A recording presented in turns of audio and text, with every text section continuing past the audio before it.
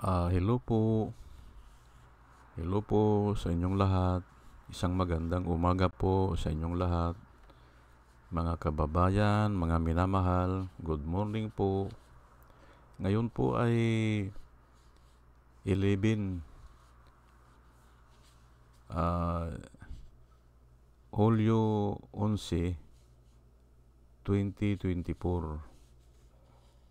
11 po ng July at ang oras po dito sa Los Angeles, California ay 6:40 ng umaga. Alas 6:40 ng umaga, Thursday, Huwebes po at medyo makulimlim. At nais ko pong mag-vlog patungkol dito sa sinasabi ni Bungo,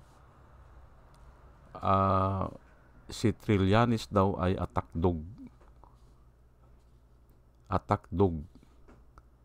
Trillanes attack dog daw, sabi ni Bungo. Yan ang title ko ngayon. Patungkol po ito doon sa 15.5 billion pesos Philippine Navy Modernization Program. Ayan po. Kasi kakasuhan ni Trillanes si Bungo at saka si Duterte ng plunder. Malaki-laki po ito at iba po ito. Iba doon sa mga kontrata na nangyari sa Davao City. Ito ay sa Philippine Navy naman ito, modernization program, 15.5 billion. Actually, panahon pa ito ni Noynoy Aquino, pinagpatuloy lang ni Duterte at ito nga ay binago na nila ng binago ang kontrata at iba na ang nakakuha ng award. Ayan po ang istorya dyan. Ngayon ay siyempre si Trillanes galing po ng Philippine Navy yan kabisado niya po yan. Kahit na junior officer lang siya ay may alam na rin yan dyan. Ngayon ay ito nga ang tawag ni Bungo kay Trillanes ay attack dog. Ay bilang pauna naman kahit anong tawag mo dyan, kahit na tawagin mo si Trillanes na attack dog, ay hindi mo naman sinasagot yung issue sa iyo Opo. Anong pakialam namin dyan kung ganyan ang tawag mo sa kanya? Baliwala yan kay Trillanes. Noon nga, tinatawag si Trillanes ng sundalong kanin. Hindi ba? Ay tawag lang po yun. Walang problema po dun. Kung tawagin siya ay sundalong kanin, wala po. Wala yun sa issue. Katulad din ngayon, kahit na tawagin mo siya ng attack dog, wala po yan sa issue. Pero ako, ang tawag ko dyan kay Trillanes at saka kay Dilima ay dogs of war. Ayan po. Dogs of war po. Pero hindi ko naman ipipilit na sila ay mga dogs of war. Pero ganyan po ang pagkaintindi ko sa kanila. Yung famous na linya ni Shakespeare yan Famous na line sa poetry ni Shakespeare. Unless the dogs of war. Hayaan nang lumabas yan, yung mga dogs of war. Or sa iba, let sleep the dogs of war. Kasi sa tingin ko po, properly trained sila Sila po ay nabilanggo 7 taon nga ito si Trillanes nabilanggo yan sa paglaban sa korupsyon. Ito naman si Dilima ay nabilanggo naman ito sa kasalanang hindi niya ginawa. Hindi ba? O, ay ang tawag po sa kanila ay talagang release the dogs of war. Ayan po.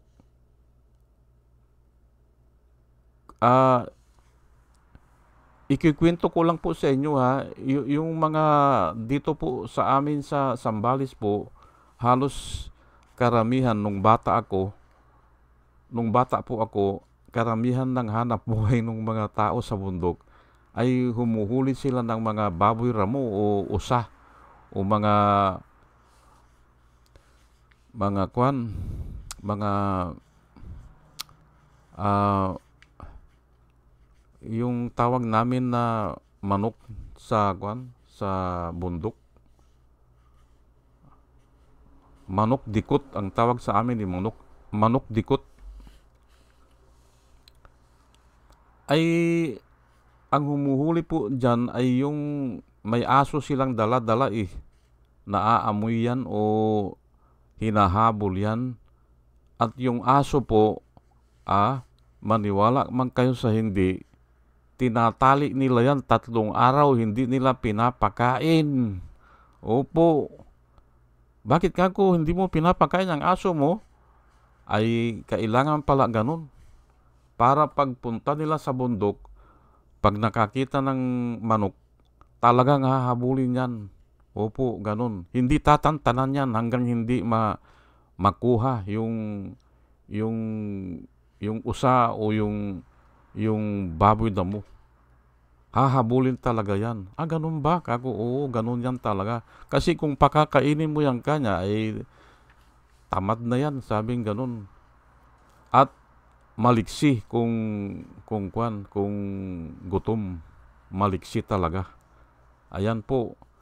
Pag hinabol yan, talagang hanggang hindi maabutan. Kahit saan sila pumunta yan.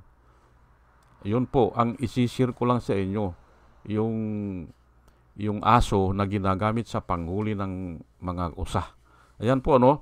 So, ang i-discuss ko po dito ay tama yung ginawa ni Trillanes.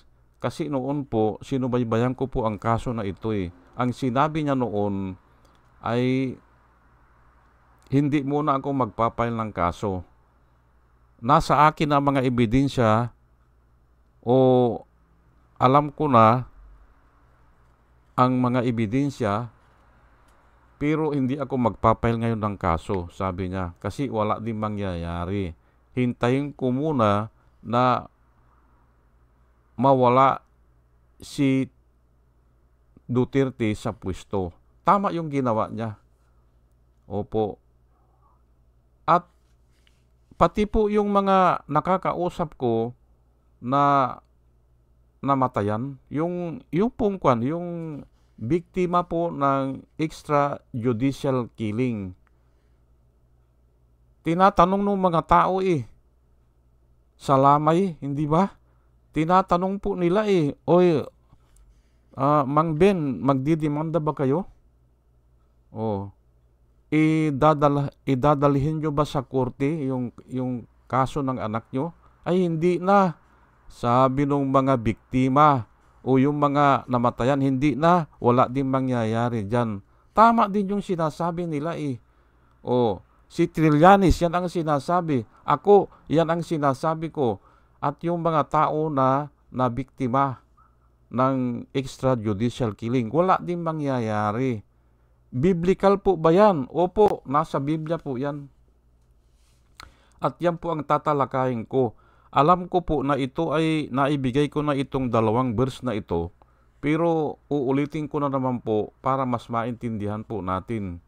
Opo, 2 verse lang po o 2 lang yung pagkukuhanan ko para maintindihan po natin na tama yung agam-agam ni Trillanes. Biblical po. At ito, naandito na po sa atin ang confirmation na nanggagaling po sa Biblia.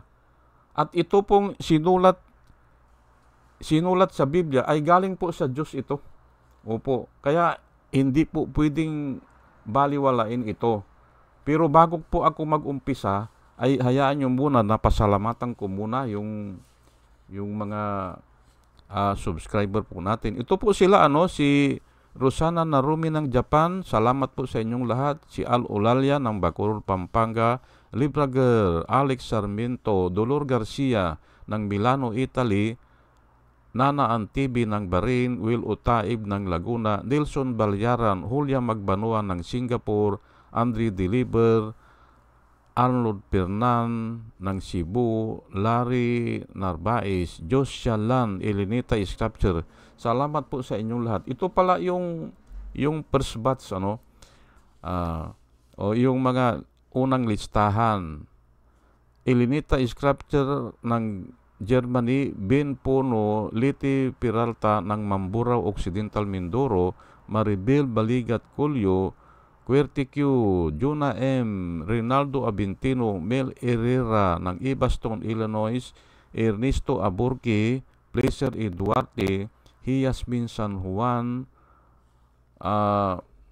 Roman Di Paz, Mary Grace Santos, Pacmando, John Cabrera, Lowen Sigako, Ike Maglasang, Linda Trasmonte, Linda Walton, Sasha Andigwid, Lenny Bungat, Agripino C, Eduardo Gonzales ng Singapore, Bumble Di Juana Duco, Ernesto Honrado, Josephine Lucas, Bert Abogado, Demetrio Pascual, Soledad Di Maculangan, Brenda Martin, CJ Torrio, Mirchor Tolentino, Brother Pacamara, Manuel Lim, Danilo Magno, Lawrence Alindayo, Edelberto Infante, Boss Reyes, Paul Vincent Lim, Sonny Gaya, Rupino Baldos, B.T. Velasco, William Ilay, John DeCinco, Victorino Repran, Norman Nabatar, Bonifacio Avila, Danilo Magno, Carl Alman, Salvi Ibanez, Domus Ticton, Tibtib Mercado, Bernadette Francisco, Yoser P.O., Cyril Andres, Hermihenel Dugardi, Robin Delpin, Mama Gina, Lanzo Mintak, Leonardo Asibis, Jose Tosi. Salamat po sa inyong lahat. At ito naman po ang mga vloggers na nire-recommenda ko po sa inyo na ating suportahan at panoorin. Ito po sila, Michael Apasible Bulletin, Attorney Insurrecto, Bunyog Pagkakaisa, Vlogcaster Armandin, Engineer Tuto Kausing, Aling Marie, Mr. Sa Totoo Lang To, Christian Isguera, PMTGR Vloggers, The Action Man, Roy Japan Tours, Divina Apostol, CG Pichay, Kapihan ni Arta Tago, Demjus Journey, Kakamping, Ang Batas with Attorney Claire Castro, at saka si Ka Waldi Carbonil. Ugaliin po natin na manood sa kanila at nakikita ko po na yung mga sinasabi nila ay totoo at para po sa ikauunlad ng bayan. O sige po, at tayo po ay tuloy-tuloy na. Ang topic ko po ngayon ay Trillanes at takdog daw, sabi ni Bungo. Ay wala namang kwenta yan kahit sabihin niya yan kahit anong sabihin niya, ay hindi naman niya sinasagot yung issue. Ngayon, punta tayo dito sa sinasabi ko na tama yung hinala ni Trillanes at yung mga ibang biktima ng AGK. Wala din mangyayari dyan habang nakaupo si Duterte. At yan po ang ipapaliwanag ko. Ayan po Hebrew 6:13 hanggang 14. At mayroon pa siguro ito, number 16 ito sige, basahin ko lang po para may maintindihan po tayo. Ito po ay sinasabi po na ang tao kasi nakikipagkasundo yan Opo, ang tao po ay nakikipag-alyansa o nagbibigay ng promise o nakikipag-covenant. Kung ano man ang tawag mo dyan, ay yan, nangangako yan, ganun,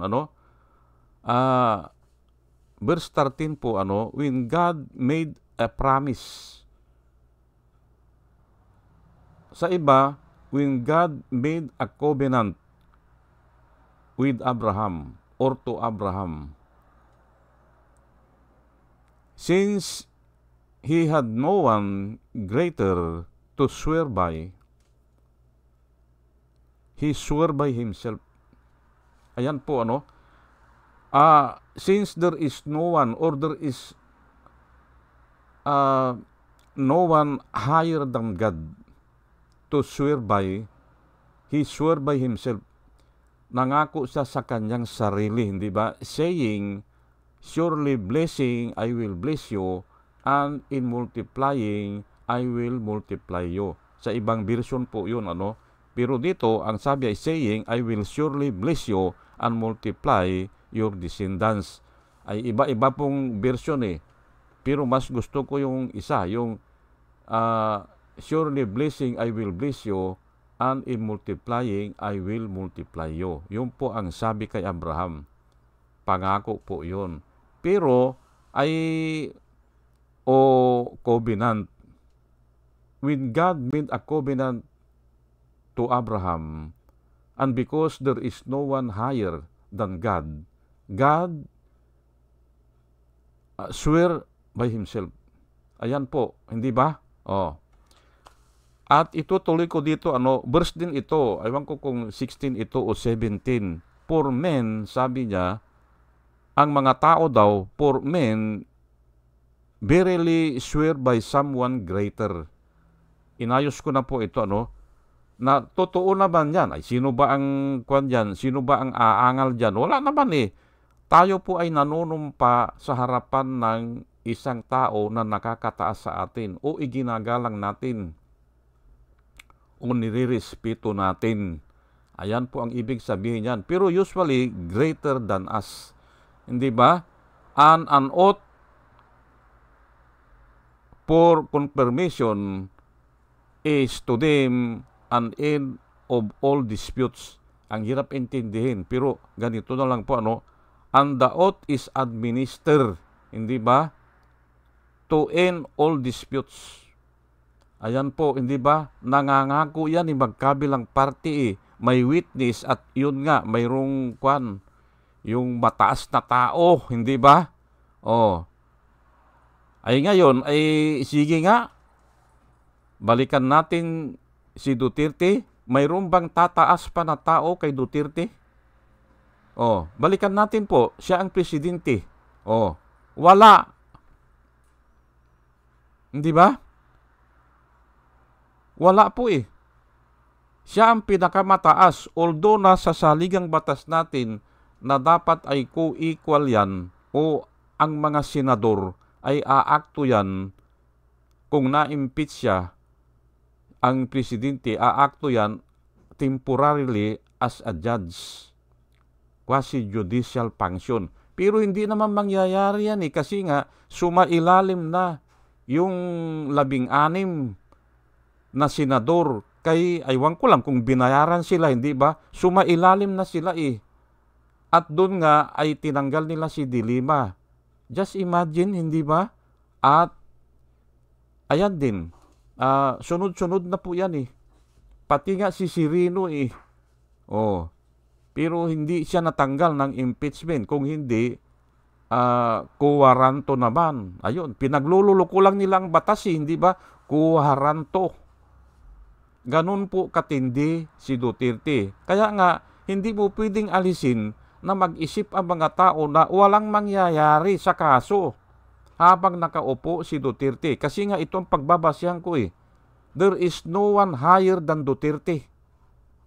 Although na dapat yung Chief Justice ay yung judiciary ay co-equal lang niya, ay hindi natanggal niya si Sirino ay siyempre yung mga ibang justices, mga ibang judge ay matatakot. Hindi ba? Huwag na nating sabihin na tumatanggap ng suhol. Matatakot.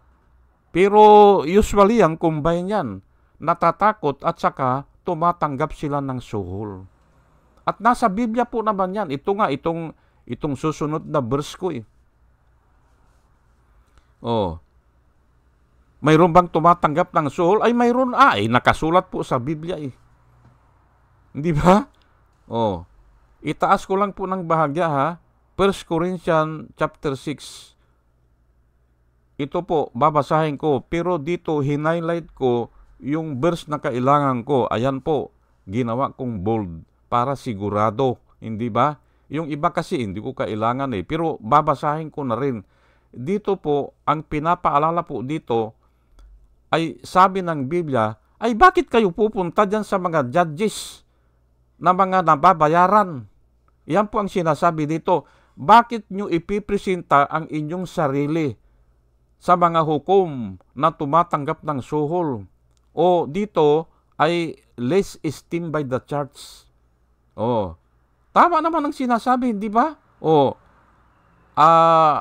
May iba ang tawag sa mga judges ay unrighteous. Yung iba ang tawag doon, sa ibang translation po ang tawag nila ay mga unbelievers. Ay simple, hindi naniniwala sa Diyos yan, hindi ba? Ang pinaniniwala nila ay salapi, hindi ba? Salapi po ang ginudiyos nila. Nakasulat po yan sa Biblia. Kasi kung may takot po yan sa Diyos, ay hindi naman papaboran yan eh. Hindi ba? Kaya tama din ang Biblia. Ang tawag sa kanila ay mga unbelievers. Opo. Hindi naniniwala po sa Diyos. Maaring alam nila may Diyos o mayroon silang knowledge pero hindi sila natatakot. Ganon po yan. 1 Corinthians chapter 6 verse 1 hanggang 1 po ito hanggang 8. Basahin ko lang po babalikan ko na lang yung verse na kailangan ko. There any of you having a matter against another, go to law before the unrighteous and not before the saints. Ang ibig sabihin niyan ay sinasabihan ni Paul na yung grupo ng mga mananampalataya, bakit kayo pumupunta diyan sa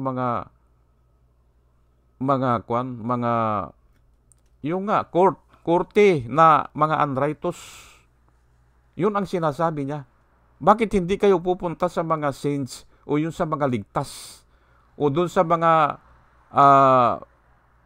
elders o mga pastor na ang tawag nga dito saints eh. Ayun, yun ang sinasabi ni Paul. Do you not know that the saints will judge the world? Opo, i-judge po ng mga saints, yung mga taong ligtas, i-judge nila sa katapusan ng daigdig po ang mga taong hindi ligtas. Opo. Wala na pong question dyan. Kung gusto nyo, i-discuss ko yan. And if the world will be judged by you, are you unworthy to judge the smallest matters? Ayun na nga, hindi ba? Napakaliit na bagay lang yan, hindi ba? I-judge mo nga, kung ikaw ay ligtas, i-judge mo nga yung mga hindi ligtas sa katapusan po ng daigdig. Hindi ba? Sa wakas ng panahon, ay how much more, ay itong smallest matter lang yan, hindi ba?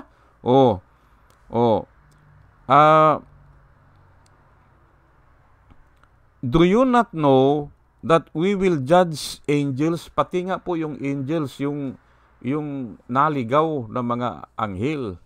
1/3 ata niyan na naligaw yung nakasama ni Lucifer na nagrebuildi po sila sa Diyos.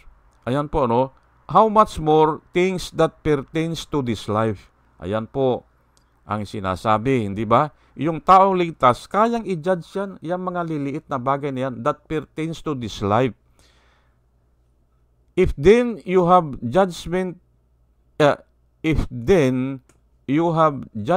concerning things pertaining to this life, do you appoint those who are less esteemed by the church to judge?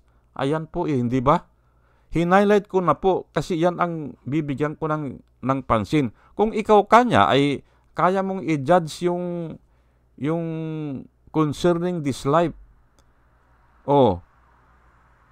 Ay bakit kanya ang mga kaso nyo ay idadalhin nyo doon sa less esteemed by the church? Yung mga judges na sa iba po ang tawag dito, mga corrupt. sa ibang translation po, ang tawag dito, bakit nyo dinadala ang kaso nyo sa mga corrupt na judges? Ayan po. Sa iba po, ay ang tawag dyan sa mga judges niyan, mga unbelievers. Oh. Ayan po, hindi ba? O kaya, natatakot. Hindi ba? Pwedeng takutin, hindi ba? Yan po ang sinasabi ni Paul. Yan po ang sinasabi ng Biblia. Bakit ibibigay mo ang iyong sarili sa isang judges o sa mga judges na mga corrupt? O pwedeng suhulan o pwedeng takutin. Ayan po ang sinasabi ng Biblia. Ayan po, basahin nyo po, hindi ba? I say this to your shame. Is it so that there is not a wise man among you, not even one, who will be able to judge between his brothers? Ayan po.